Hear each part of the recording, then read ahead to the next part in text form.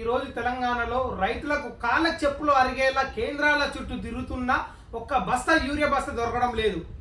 రైతులకు యూరియా సరఫరా చేయడంలో ఎందుకు ప్రభుత్వాలు విఫలమైనవి?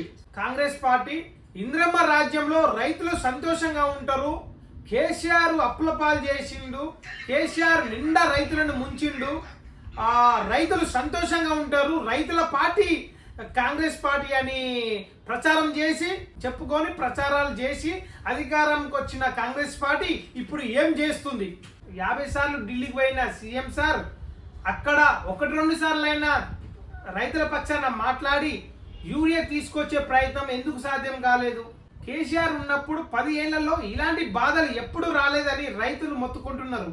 అయ్యా యూరియా ఒక బస్తానైనా ఇవ్వడంటూ రైతులు వేడుకోలు, ఆగ్రహంతో ధర్నాలు, రాస్తారోకోలు, తెల్లారక ముందే లైన్లో రాష్ట్రానికి మరో 50 ఏళ్ల